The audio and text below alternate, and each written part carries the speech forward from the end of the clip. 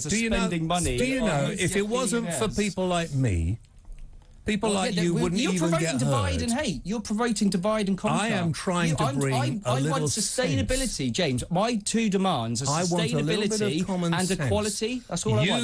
Sustainability and equality. That's all I want. Sustainability and equality. Well, that's it. people don't agree with you. You don't want sustainability and equality. The majority of people don't agree with you. You don't want that. The electric car is a waste of space, right? Yeah, well, yeah. If 7 billion people can't have an electric car, then we shouldn't bother with them, should it? We should only have something if we can all have it. So if we can't all have electric cars, there's no electric cars, is it? We need a radical transformation of everything. We are not going to get it. If you think that's what we need, then put yourself up as a political party and go to the next election. So do you know how the women won the right to vote? Like the suffragettes, do you know what they did? But they didn't have the vote. You have the right to vote. Well, animals don't have their right. It's literally legal to profit from the exploitation of others. It's literally legal to profit from the destruction of a family home. Go and set up a political party. All right, well, in that case, you're preaching revolution. I'll run for. The suffragettes didn't have a ballot box. Put me up against Liz Truss. I'll actually destroy her in a debate. No, you won't. Yes, you're not destroying anything. You're not debating. If anyone wants to actually have a proper conversation, Tim Talks on YouTube. I'll have anyone on my show. Could you just remove him now, because I've had enough, guys. Tim Talks, and I'm serious. I don't give a stuff. Get rid of him now. Seize him. Okay. You want Take him away. James, you've got to give him a chance. You've got to give him a chance. I can't give him any more chance. I'm not walking out, by the way. He hasn't had his say yet. He's had his say, Chuck. He's had his say. Is there anything and unless Chuck, as a man who has reached his dotage, me, okay, and as a bloke who's a pillock and a prat, I've given him his chance. An ad hominem. I have had enough of sitting in the studio. He also smells, and I don't see why I should actually sit in the same room with a man who has terrible BO. That's me. That's Ash. That's Ash. Oh, yeah, it's Ash. But I'm not going to make humour of this. It's not funny. I've given the man the chance. The majority of people agree with me. The phone lines are going like mad. Give and when him he's one last chance. One last chance to do what? Why did they pick soup? Yeah, why did you pick Because of the tomatoes? I didn't choose it. He wouldn't have picked soup. But you supported what would you have picked? What would I choose? It's a ridiculous question. Why did they choose soup? Maybe, I don't know, actually. Sorry, are Campbell's paying us for this? It's if Heinz. Campbell's are Heinz. Why did the girl choose feces? Are Heinz paying us for this? For example, today, on my way here, I'm talking to somebody whose friend has a child in a very special school. So this child has to be taken to school every day, really needs to go there, has to go there. They're leaving earlier and earlier. They have to drive on the M25. It is a complete living nightmare. This child is meant to get to school for 8:30, 9 a.m. He's arriving at 12. He's arriving at 1. He's exhausted. He's frustrated. He's devastated. The parents are, at their wits' end. Now, look, if that dad absolutely supports everything you say, if he absolutely subscribes to all you think and all you feel and really backs up your philosophy, what can he do anyway? He's like, for God's sake, for the third day this week, I've sat there with my extremely disabled child for hours and hours, 6, 7 hours. Totally understand. And even with the best will in the world, if I absolutely took their message on board, what can I do? I'm a geography teacher. I'm a cook in a restaurant. So I could, they could persuade me and all the other people sitting on the M25 whose entire lives are being held up, who can't do what they're doing, James Well, who can't get to hospital, everybody else who's in absolute trouble because of it, may agree with you, but we're not the people who change the law and we're not the people who can act. So why are you putting ordinary people with this huge, broad brushstroke in this situation when they can't make a blind bit of difference anyway? All the disruption will end as soon as we get our demand met. We're not trying to be popular. But the people you're holding up can't do anything. We've been to the oil terminals, we've been to Parliament, we've done all of these things already, and this is the only thing that gets this level of media attention. But what difference does the media attention make, though? Even if you're front page of every paper, even if, heaven forbid, that police officer had been killed today, and that would have been a front page story, of course, and it would have gone all the way around the world. But the story would be that a man or woman is dead, that children have lost their mum or their dad, that a family is bereft and heartbroken, and that these callous people have caused this by doing something that was illegal. There'd be a massive court case. That would be the story. The story wouldn't be stop oil, and the government wouldn't be badgered into doing it by the fact that you killed a police officer, surely. urge people desperately to look at the reason that we have to do this. But even if they look, what can they do? Why do eco-activists justify what it is? Because we see people are being convicted, people are being arrested of criminal activity. Well, you know, I think I hoped it was fairly obvious. We are facing a climate crisis. You know, I heard you mention the injury of a policeman, collision of a couple of lorries. That's unfortunate, no doubt about it. It's not unfortunate. It's a direct result of what happened. And it's unfortunate. And in the extreme weather that we had in the last year, we've had 40,000 deaths, actual deaths. And you've got to hold that up against this disruption that people are causing. People are sorry, Dale. People, Dale, not doing enough. Dale, thousands of people die as a result of cold, far more from the cold than from heat, every single year in every country, actually, but you know, particularly in this country as well.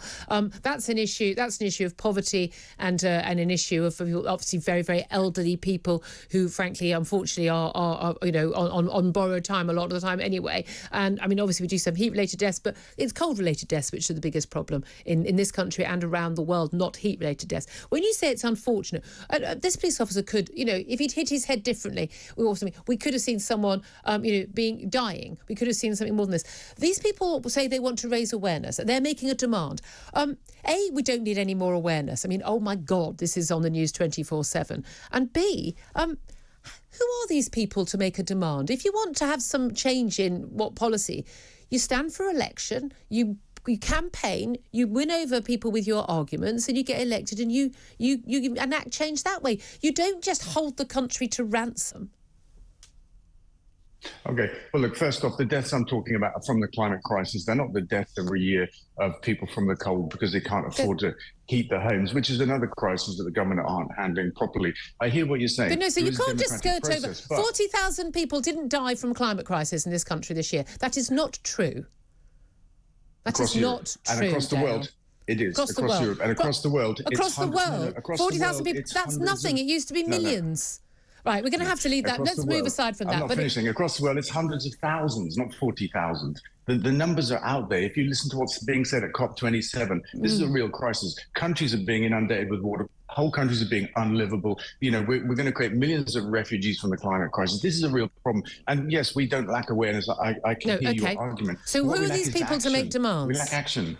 We lack action, don't we? I want action on lots of things, but I don't climb up a gantry on the M25 and stop people going to their father's funeral. When you say this is about young people, entitled often young people, some older as well, who clearly no one's ever said no to. Just because you want something in a democracy doesn't mean you get to force it on other people. You have to persuade and campaign. That's how we do things in a civilised 21st century democracy.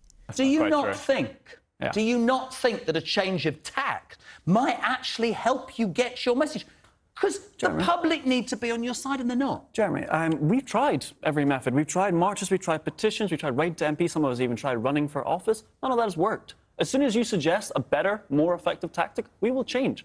As soon as Why are you not thinking of a better, more effective tactic? Why should it be us whose lives you're disrupting? History has shown that mass civil resistance is the most effective form to get radical change on the timescale that we need. What about addressing the government right now on television saying, you know what, we will stop protesting if we can have a rational, intelligent conversation That's exactly what we have done. So the disruption will end as soon as the government make a meaningful statement that they're going to end... Tell the government, look down that camera, say that it will stop. It will stop. Look down that camera there. It will stop. That's a guarantee from Just Stop Oil if you are able to come to the table and have a discussion. That's what you're saying. Just Stop Oil will stop the disruption if the government make a meaningful statement to end new fossil fuel licences in the UK. And that's a genuine... But that's a statement. I'm talking about a conversation, yeah? Well, we need meaningful change. If we just have a conversation, but that starts with a conversation. Let me read you some questions, right? Because I feel like what you don't understand is you're holding this country almost to ransom. You're almost saying, if we don't get our own way. I absolutely agree that we should all have the right to protest. But let me give you a sort of cross-section. Why, says this question, are you still targeting ordinary people and harmless pieces of art in your attempt to get us to change our minds? Well, London is a site of civil resistance now. We need to do everything we can in order to try and make change. Thousands of people are going to die this winter just from the cold. I was speaking to one of my paramedic friends and Just Stop Oil. The number of times he has had to go into a home and pick somebody off the armchair because they've just died from cold, it's terrifying. That can be easily avoided by insulation, easily avoided by switching to renewable energies, which are currently 9 times cheaper, Jeremy. 9 times cheaper than gas. Would you rather your energy bills... Why are you not telling people about that? Why are you not saying this is what you change, rather than, genuinely rather than...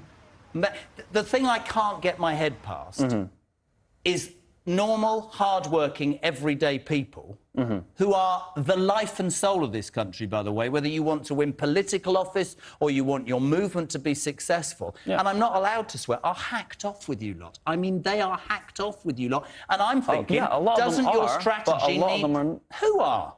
No, sorry. We have many working-class people in the movement as well. Right, listen, Paul, no, it's a shame, right? Because if they were more, they would be more productive, and I would listen if they had common sense. Mr. Wakefield, when 97% of the people are against you, you really do, my friend, need to ask if and what you're doing is right. Christine, they keep saying they have the support of the public. Who are they talking to? Greta and friends? Because I don't know anybody who doesn't think they're a bunch of nutters. Look, 0.2% of the public actually voted for Liz Truss, while 77% of people think we need more renewable energy in order to lower our energy bills. OK, if 77%... Right, my poll is not statistical, it's just opinion. OK. But our opinion poll, excuse the pun tonight, says 97% of people who've taken part in this poll think that it doesn't improve their view of climate change. Let me try another... 97% of the viewers of TalkTV. That's not 97% of... So if you're on here, and I'm giving you licence to explain... Right, I'm going to say something now that'll probably get me into trouble, right? Okay. So I'm 57, I've got 5 kids and 2 grandkids, and I'm getting more knackered by the day. And when people say to me, do you care about the climate... Do you know, some days I want to go, yeah, but not at the moment, mate, because there's enough going on in the world that there are other priorities. A bit like the taxing the rich, not taxing the rich to let it trickle down, doesn't help right now. This doesn't help right now.